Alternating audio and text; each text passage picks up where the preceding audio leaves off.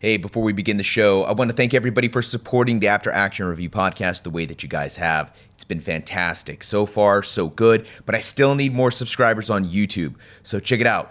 Click the link below, go to YouTube, and subscribe to the AAR Podcast YouTube channel.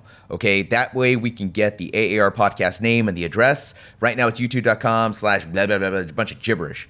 I want to change that to youtube.com/the AAR podcast. The only way I can make that happen is with your support. So please go to YouTube and subscribe. Another way you can help, share the links.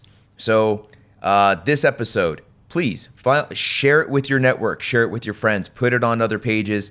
Let's spread the AAR podcast message. And it's all about veteran entrepreneurs, veteran small businesses, veterans who are trying to go out there and make that side hustle, make that side grind a real thing, make it big. So by supporting this podcast, you're supporting every veteran-owned business that comes on it.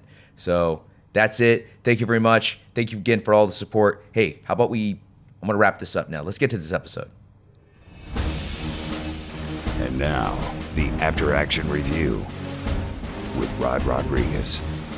All right, welcome to another episode of the After Action Review. I'm your host, Rod Rodriguez. And in this episode, I'm talking with David Bas of Texas NORML. Now, what Texas NORML is an organization, it's a grassroots organization that is trying to legalize the medical use of marijuana in the state of Texas. Now, Texas, a highly conservative state. Hey, man, you guys need to wake up and realize that it is not racist early 1900s. We're living in a different era, different people. Truth is out. Marijuana is not the evil gateway drug. Marijuana is not going to lead to the downfall of modern civilization. In fact, there are a lot of veterans right now that could benefit from the medicinal use of marijuana. And I'll be perfectly honest with you, I'd like to take it a step further.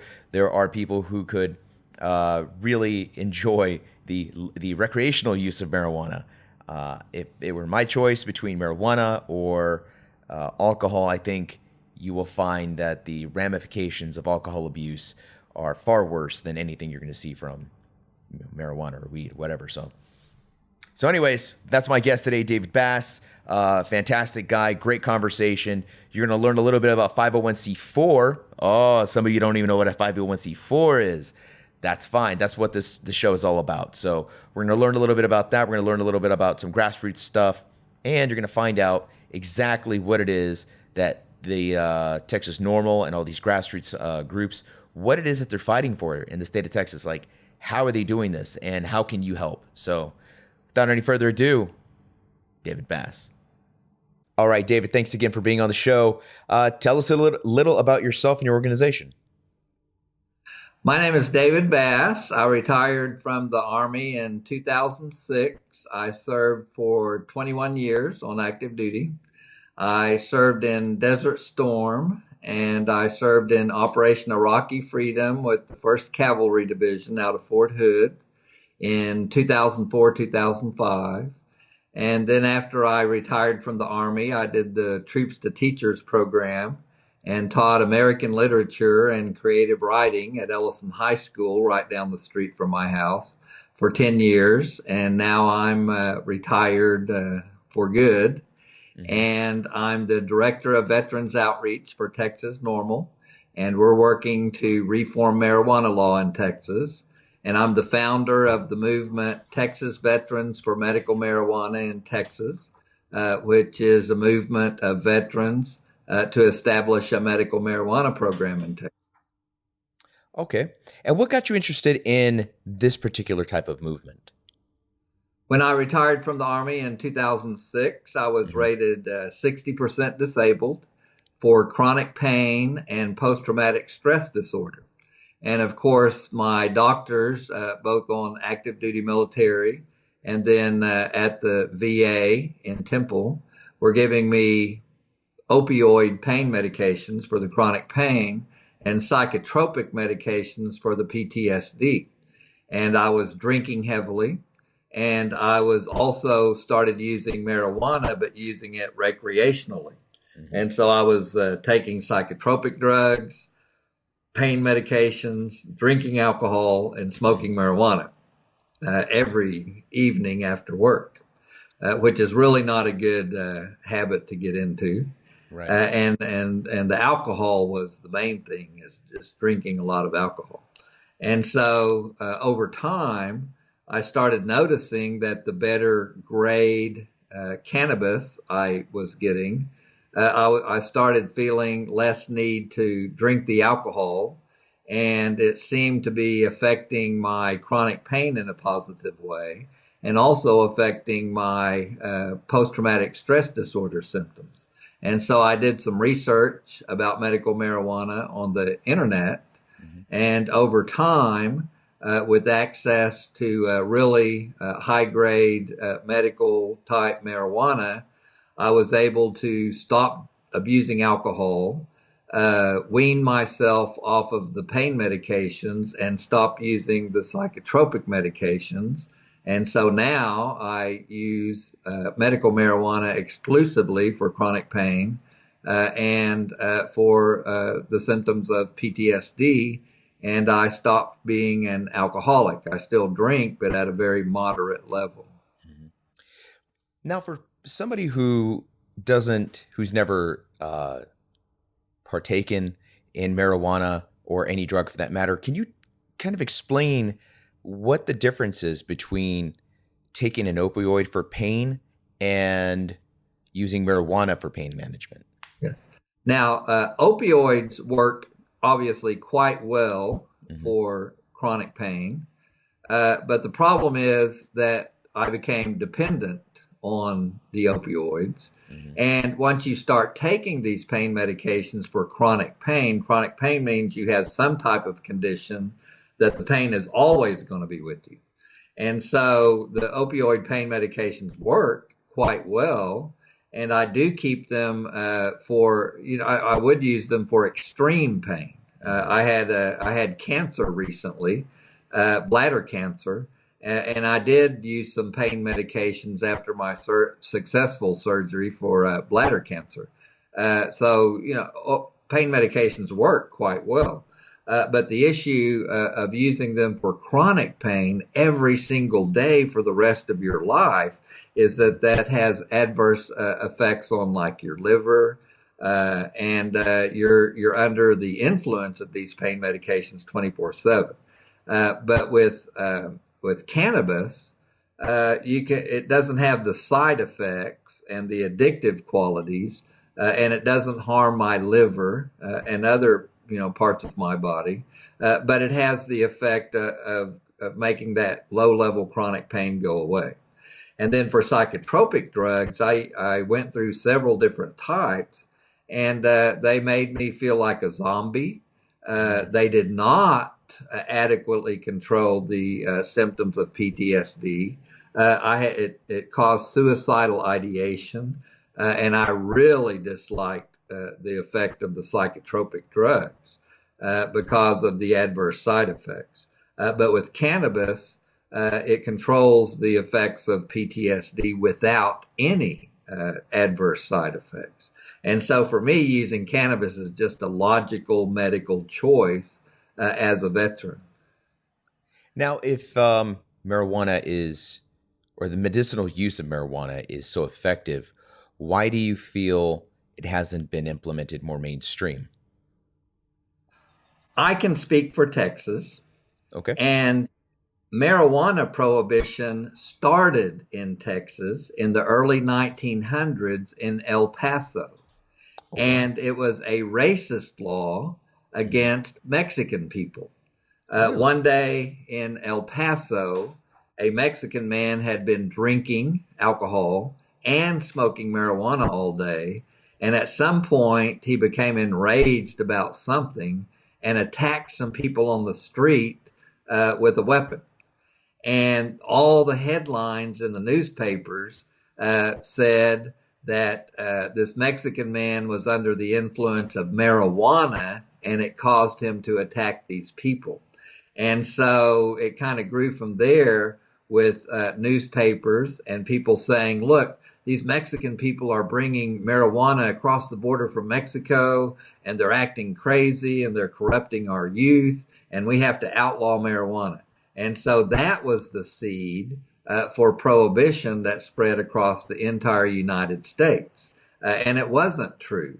This person who had this violent outburst had been drinking alcohol, and we know that alcohol causes people to become very violent and often enraged, but cannabis doesn't produce that result. Cannabis does not make people violent. It does not make people enraged, and any police officer will say that the vast majority of violent crimes are related to alcohol, not cannabis. And so cannabis became the villain, but cannabis didn't cause this man to do what he did. Plus, there's no doubt that he was mentally ill also. Mm-hmm. But cannabis is basically a racist law that started in South Texas. And so we're trying to swing the pendulum the other way in Texas and bring it back to where cannabis is used as medicine as it was previously in the state of Texas. Doctors prescribed it, and it was used for many different medicinal purposes in Texas. It was even in nurses' education in nursing school. Mm-hmm. So it's very difficult in Texas because it started here. And so people have this thought in their mind that marijuana is addictive, it's dangerous, it causes people to do bad things. So when we fast forward from when this law was first instituted and implemented here in the state of Texas, why have they changed it today? I mean, are these myths that prevalent that they're ignoring research that has, if I'm correct, the current research on marijuana shows that it is none of those things. It is not highly addictive. It is not going to cause as much mayhem, for example, as alcohol has. What's with the current state of government, the current state of mind for the decision makers and the lawmakers in terms of not lifting the prohibition of marijuana?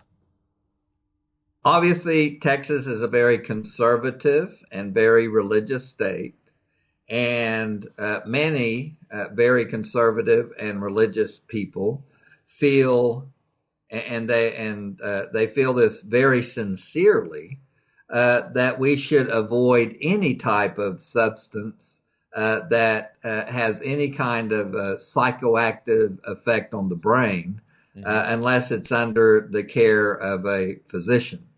And so people that have never used cannabis look around them and they see people getting in trouble for all kinds of illegal drugs.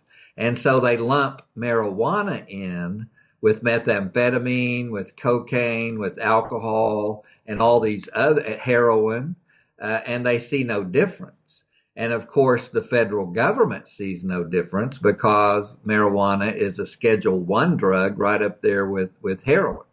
And so people just associate marijuana with these hard drugs, not realizing that the effects of marijuana are quite different than the effects of these other drugs long term. The other issue is in Texas, we don't have the right as people, as citizens, to gather signatures and put a proposal for a new law directly onto the ballot. We do not have that right in Texas. Every single state that has legalized marijuana has ballot initiative where the citizens can put a proposal for a new law directly on the ballot and then vote on it. We don't have that right in Texas. So we have to go through the legislature to change any law. And the legislature only meets once every 2 years. And the process of passing a law is extremely complex. For every bill that is introduced in the Texas legislature, each time they have one of their sessions, only a tiny percentage of those bills actually become law. And this is by design. A very small group of people in Texas by law have total control of the lawmaking process. And so if any of that small group of people opposes what you're trying to do, that will not make it through the process. And those people are the governor, the lieutenant governor, the Speaker of the House, the chairman of the Calendars Committee, which has the power to move bills to the floor for a debate and a vote, and the chairpersons of each committee. If any of those people along the way oppose your bill, it's not going to make it. Now, I would think that with the military being a traditionally conservative institution, and with the number of returning vets with PTSD, with pain, dealing with all the ramifications of injuries coming from combat, that population being conservative, but for the most part, would actually kind of start pushing some of that attitude towards, hey, we need some type of medicine. We need something better than what we have now. And that might have started to shift the attitude towards marijuana in a direction of legalization. Have you seen that? Did the veteran population have anything to do with the rise in interest in marijuana and medicinal use of marijuana? Yes, absolutely. We have veterans who are active all over the United States. And so in every state that has an active medical marijuana program, which we're up to 29 states now, you have veteran organizations and groups who advocate to improve the program, to expand the program, to make sure that post-traumatic stress disorder is one of the qualifying conditions, because out of 29 medical marijuana states, only 13 of them have PTSD as a qualifying condition. And so with Colorado being the most recent addition to qualify PTSD as a qualifying condition, and veterans were the ones who made that happen in Colorado. And so in every single state, we have groups of veterans working very hard to either legalize medical marijuana or add veterans-related conditions to the qualifying conditions, or working very hard to make the laws better in medical marijuana states. And so that's why in Texas, I started Texas Veterans for Medical Marijuana. And we currently have over 1,000 veterans active in the movement, going all the way back to the Vietnam War, because what I have discovered is veterans going back to the Vietnam War have been passing this knowledge of medical marijuana from generation to generation of veterans in Texas. And so we have a fantastic cross-section of veterans from every single conflict, we even had my first veterans conference in 2014. We had 2 Korean War veterans there. Wow. Who grow and use cannabis, grow their own cannabis, and use it on a daily basis for PTSD and chronic pain related to their Korean War service. And so this really goes all the way back to the Korean War. And so once I started this movement, I started being contacted by veterans from all over the state of Texas. And currently we have over 1,000 veterans active in our movement. Now, this is a 501c3. Is this a nonprofit? Now, the Texas Veterans for Medical Marijuana, I purposely have not made it into an official organization. Mm-hmm. I see it as a movement. And what I do is encourage the veterans that contact me and whom I meet to join a local organization in our coalition that meets their needs, their particular needs. And so we have a coalition in Texas called Texans for Responsible Marijuana Policy, and many different pro-legalization and pro-medical marijuana organizations. And so from a formal perspective, I work through Texas NORML. We're a 501c4 nonprofit. and we sponsor and support Texas Veterans for Medical Marijuana, which is not a formal organization with a board and meetings and all that. It's a movement. Tell me a little bit about the difference between 501c3 and 501c4. The four, I think, might throw some people off who are more familiar with the threes. 501c4 is focused on advocacy. And so with the 501c4, basically you're a lobbying organization and you can do unlimited lobbying at the legislature. A 501c3, on the other hand, is more of a charitable organization focused on raising money for charitable purposes. And so a 501c3 can only devote approximately 25% of their efforts toward lobbying. It's more of a fundraising organization. And so when you donate money to a 501c3, you can deduct it from your taxes. But when you donate money to a 501c4, you cannot. But that's not a problem because 501c4s are primarily they're grassroots organization focused on actual lobbying efforts. So how difficult has it been for your organization to operate within the state of Texas, to do its lobbying, considering what it is that you're lobbying for is kind of looked down upon by much of the state? I joined Texas NORML in 2012, and my first legislative session was 2013. So I've gone through 3 complete legislative sessions now, 2013, 2015, 2017. So 3 complete cycles.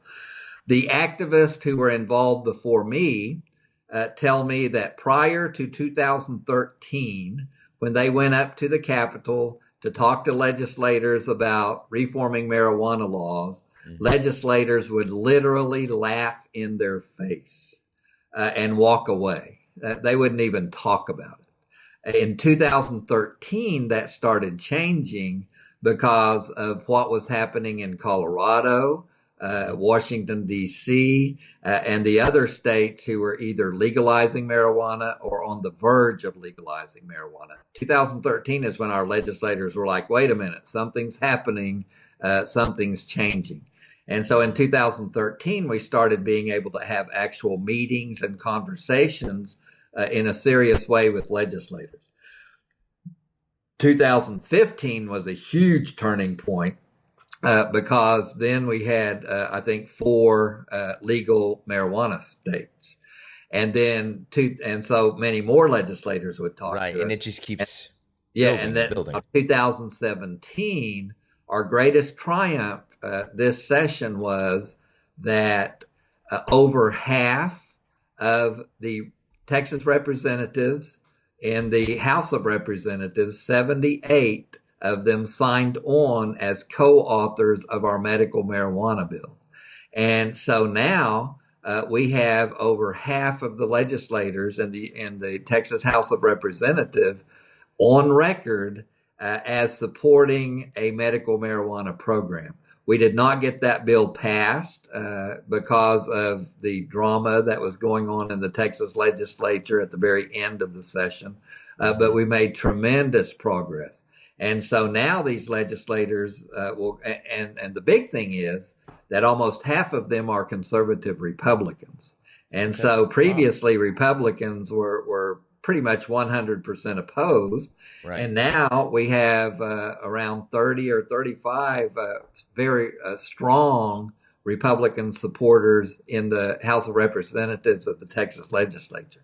And so the big change is not only are Democrats supporting marijuana law reform, conservative Republicans are also supporting medical marijuana. And so now these legislators will go back to their district and kind of gauge how their voters feel about them co-authoring the medical marijuana bill. And then hopefully they'll come back in 2019 actually prepared to vote in favor of a medical marijuana bill. Now, there is an argument against legalizing marijuana even for medicinal use. And some of that is, it's a slippery slope. Once we start doing medicinal, we'll start going to recreational. Once we go into recreational, there's a lot of people that think that marijuana is the gateway drug to everything. It's going to be mass chaos. Nobody will go to work. Everybody will just stay home, get high, and kill each other, basically. It's almost like, legalization of marijuana will lead to the apocalypse and the downfall of modern society. Right. What are your thoughts on that, the idea of it being a slippery slope? Well, now we're able to point everyone to the state of Colorado, which has fully legalized marijuana, which has legal licensed grow operations all over the state, which has dispensaries all over the state selling both recreational and medical marijuana. Many Colorado citizens using cannabis on a daily basis. And guess what? Colorado's just fine. Everything's going great in Colorado. The crime rate did not go up. The usage rate did not go up. The usage rate among teenagers did not go up.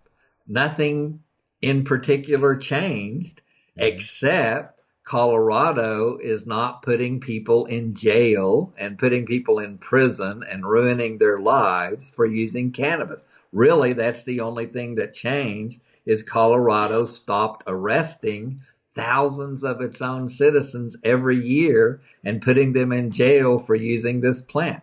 And when Colorado stopped doing that, everything went on exactly the same, except all these people weren't being arrested, and the police officers can focus on more violent crime. Plus, the bonus is all these millions of dollars of tax dollars are coming into Colorado's state coffers. So nothing negative happened in Colorado when they legalized marijuana. Now, I visited California and I have seen these medical marijuana dispensaries that seemed really sketchy. I'm like, what is going on? They got people outside with like billboards, and they're like, hey, come on in. We'll give you a medical marijuana license if you have a headache. I think people have pointed to those kind of disreputable institutions and said, look, this is what happens when you legalize it. Now it's almost like a sham. Is your organization advocating for something different, something more regulated, or do you see that as like, well, that's not so bad?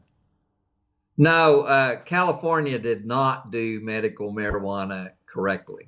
And so we very often hear from our Texas legislators, we don't want to be California. We don't want what happened in California to happen here. And we also hear it from citizens saying, look, I don't want these type of dispensaries right around the corner from my house. And so our position is that when we establish a medical marijuana program in Texas, we can learn from all the mistakes of other states. And we want it to be strictly regulated. And we want these grow operations to track. It's called seed to sale. You track from when the seed is planted to when the plant is harvested and when it's transported to a dispensary and then it's sold to a customer. The state government tracks every step of the way so that there's nothing sketchy or shady going on. That it's strictly regulated, just like alcohol. And so we do not want California to happen in Texas. We want a well-regulated, strictly regulated program, but one that at the same time provides access to people with a wide range of medical conditions that cannabis can help them with. So we want to strike a good balance. Right. So since you've started this movement, what kind of opposition have you faced? Has it strictly been political, or has it ever kind of escalated and maybe passed into other types of opposition?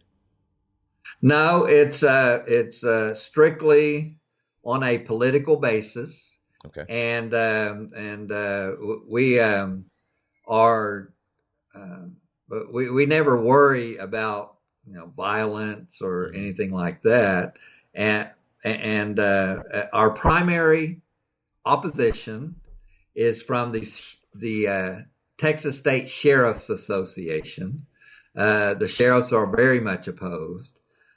Probation officers and parole officer organizations are very much opposed.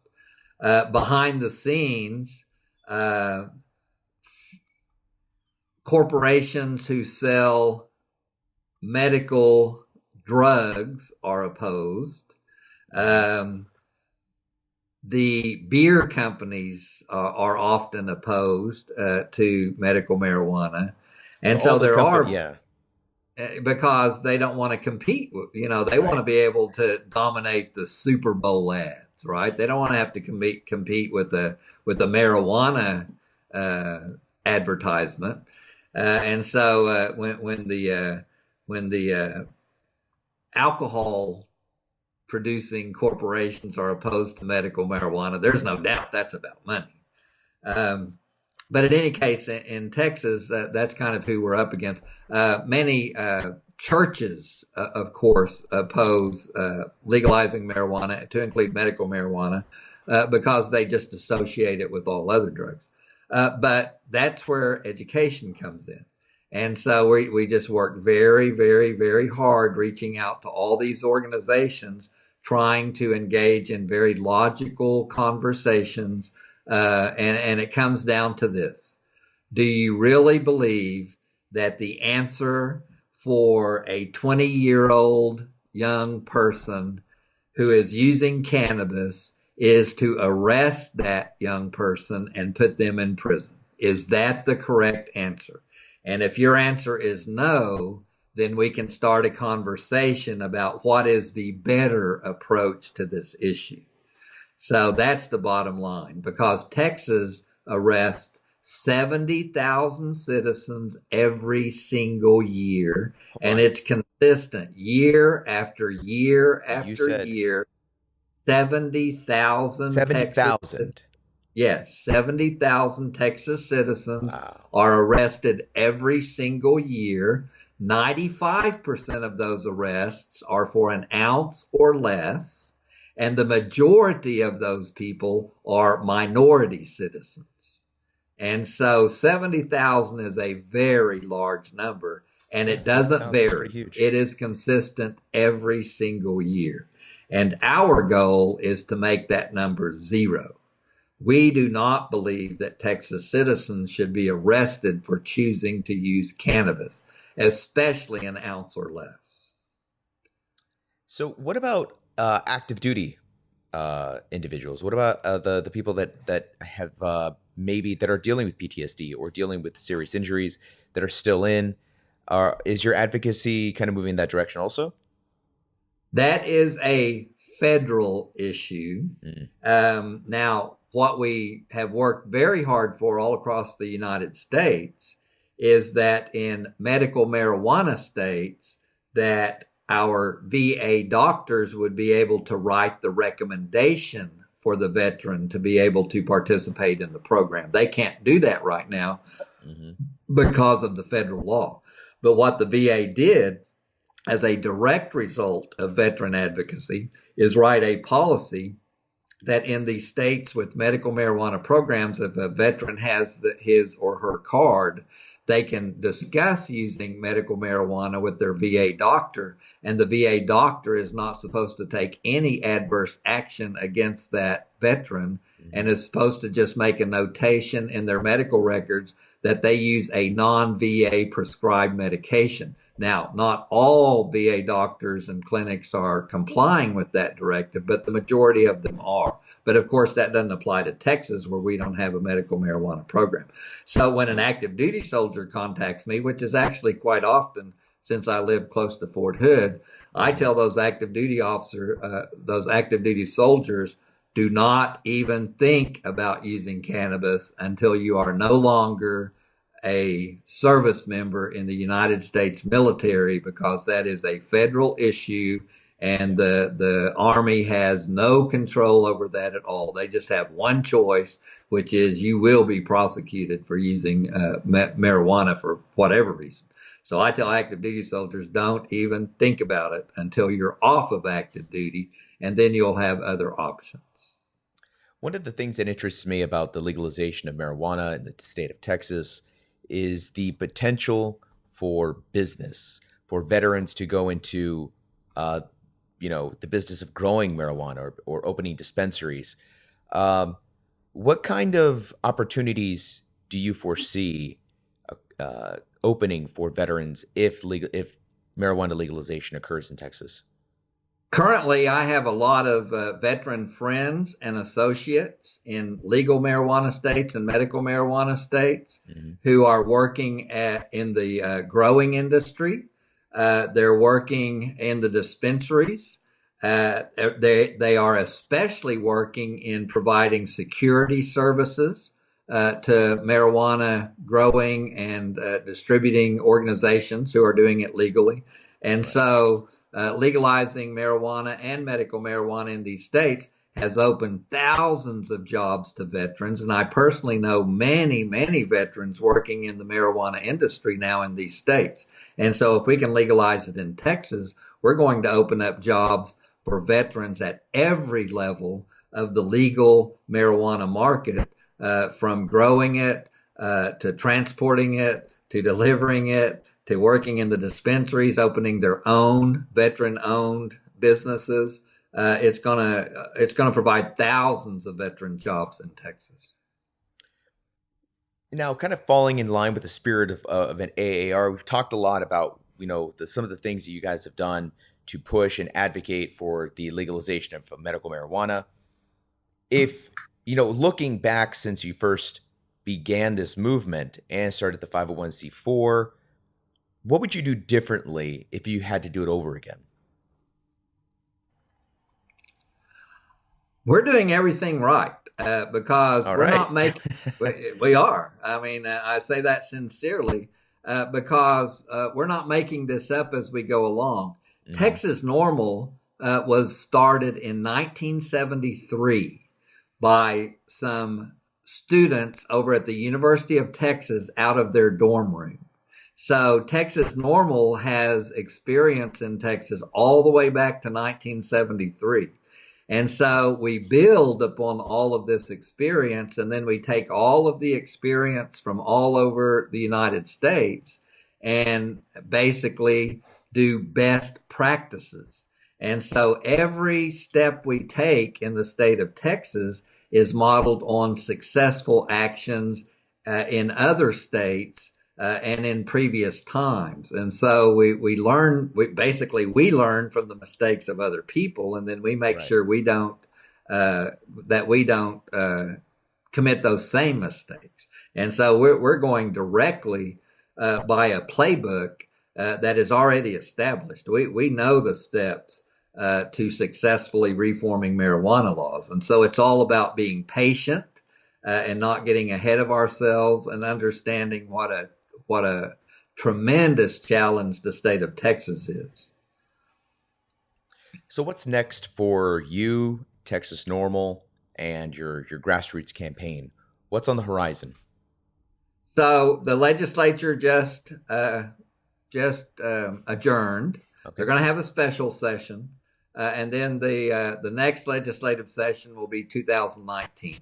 So those of us who are activists in the state of Texas are basically taking a break right now and having conversations and conference calls, basically after action reviews of the previous legislative session, and coming up with our strategy and tactics for 2019.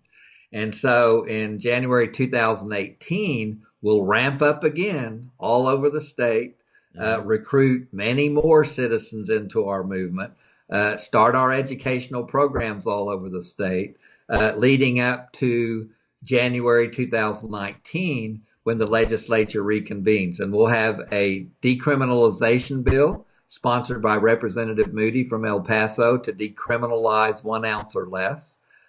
We will have a medical marijuana bill also. And those are the two bills we will work hard for and fight for in 2019. So we're reviewing the previous legislative session and then getting ready to ramp up for the next one already. So a lot of veterans who are interested in the marijuana growing the marijuana business itself, that particular industry, they're looking at this legislation and they're hoping, they got their fingers crossed.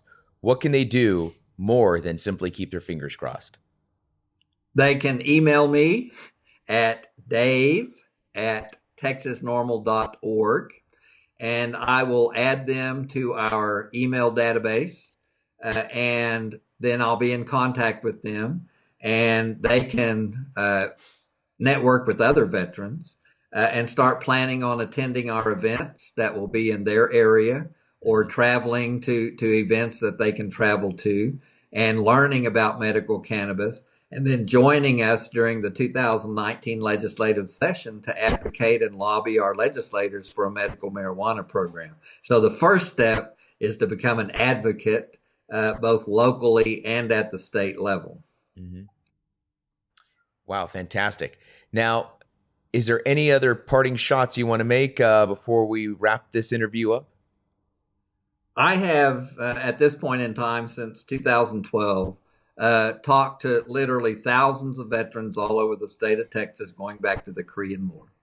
Every veteran who uses cannabis for chronic pain and PTSD has the exact same story of going through addiction and dependence on legal drugs and being very unhappy with their addiction and side effects. And then either through a friend or through research online or reading something that they learned about medical cannabis, started using medical cannabis, and it transformed their lives in a positive way.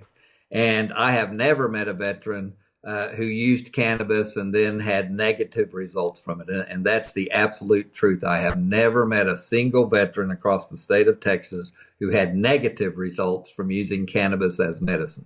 Every story ends with a very positive, happy discussion about how cannabis helps the veteran sleep, how the symptoms of PTSD went away, how they kicked their addiction to pain meds. Every story basically is the same. So that's why I am so passionate and so committed to establishing a medical marijuana program in Texas, is because I know it will positively impact thousands of veterans, generation after generation of veterans, far into the future. David, I cannot agree with you more. And I am sincerely keeping my fingers crossed. And I am also on your mailing list for when it's my time to do something for this movement. I certainly hope it gets passed and that every veteran can have an opportunity to use every available medicine to help get through those really tough times, whether it's PTSD or pain. Thanks. Yeah, you were going to say? Thank you so much for having this conversation. Very encouraging. Oh, I love it. I've been looking forward to this. And thank you for everything that you're doing. And thanks for taking time out of your very busy schedule to be on the show. It's much appreciated, David. Thank you very much. It was a great honor. Thank you. All right. That was David Bas, Director of the Veterans Outreach for Texas NORML. Now, marijuana legalization is kind of a hot button topic here in the country. It goes up there with the decriminalization of marijuana. It's still considered a Schedule I drug, up there with heroin. I am not a weed head. I don't necessarily want to sit at home and smoke weed till I can't move. But I do understand the benefits that marijuana has for a variety of different illnesses, from treating PTSD to pain management. And honestly, I'm of the mindset that there are far worse things that are legal that we have access to that are killing a lot more people than marijuana has or can. So if we could legalize it, that'd be great. I think that's a step in the right direction. The state of Texas, like we said, is a very highly conservative state, but it's a state that I think is coming around.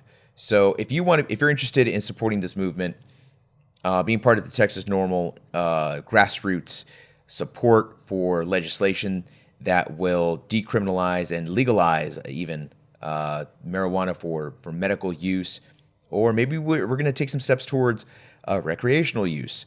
It depends on where you fall on this line. Either way, what I want to do is I want to start a discussion about that. So let's talk about this on Facebook, on the comment section below, on YouTube.